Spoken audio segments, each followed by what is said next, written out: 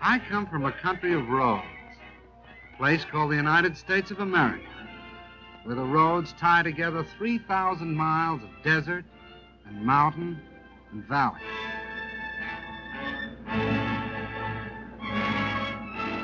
Because of the automobile, Americans who live 100 miles from each other are as close neighbors as the man next door.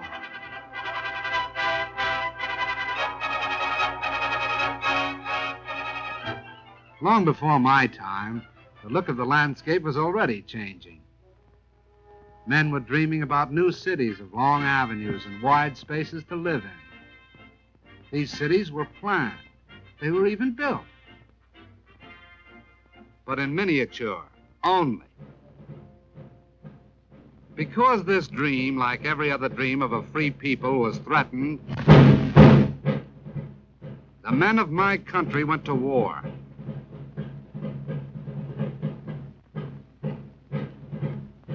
The automobiles of the times of peace were stopped.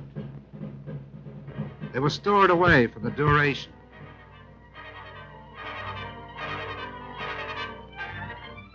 A new kind of army mule on wheels was needed to keep up with the motor divisions that took to the highway. And that's what I was going to be. The job of figuring me out was given to the automobile industry. Every year, men like these had designed a new and more beautiful collection of cars. These new models were presented like debutantes at auto shows that were the social events of the season. In the hands of these experts, there was no telling just what I might turn out to be. A beautiful sedan, maybe, with all the gadgets and devices. A handsome roadster. Maybe a peacock. They worked on me and worked, and finally, here's what came out. Can this be an automobile, men wondered? Looks more like a four-wheel Beetle, one of them said.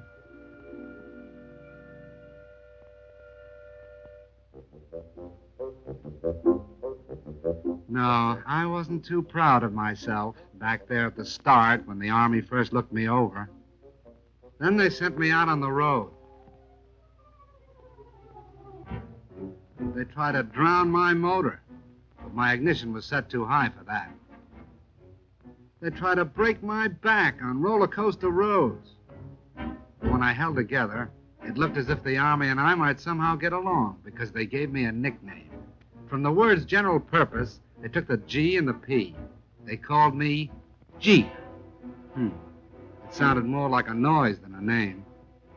Then it really began. I was sent out on maneuvers. This Army was getting tough. Could I keep up with them? Was I good enough? How did I know? All I could do was keep my fenders straight, my gears grinding, and hope for the best.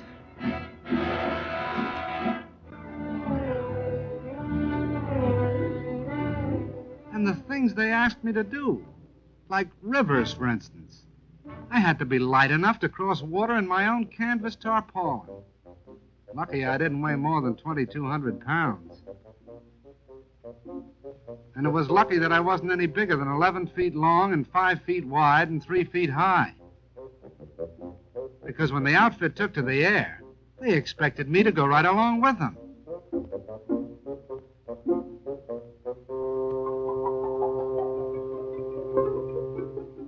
One day it'd be airplanes. The next it'd be a transport glider. And if I wasn't riding in them, I was pulling them up into the sky. Lucky I was 60 horsepower strong.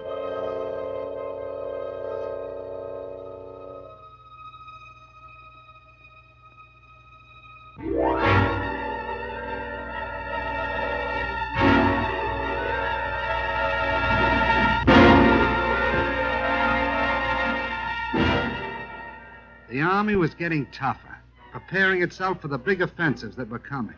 And I had to get tougher to keep up. I'll say one thing.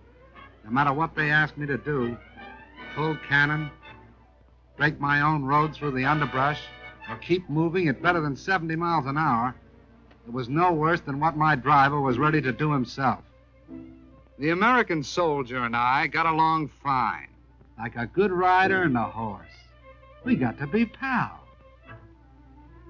But even so, I had my doubts. Most of the machines around me had proved themselves in battle. I was still on probation.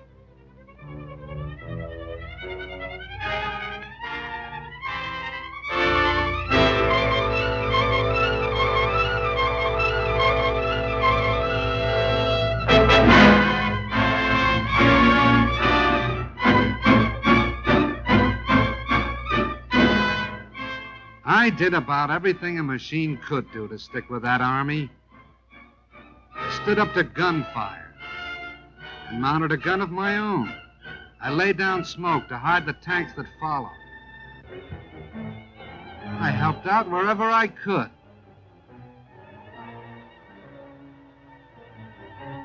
I even learned how to splash across rivers.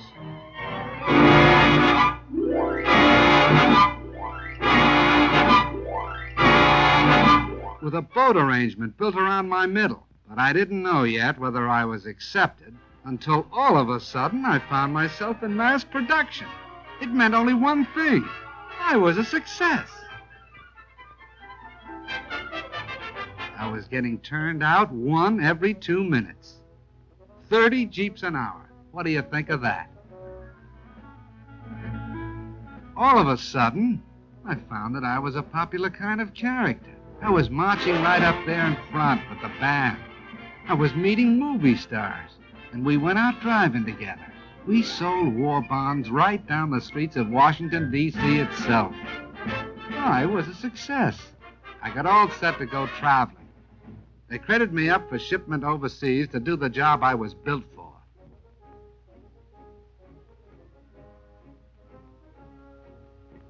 I was sent over by the thousands. And I traveled with the guy I like best, my pal, the soldier. Wherever he goes, I go. And let me tell you, we land together on a lot of different shores.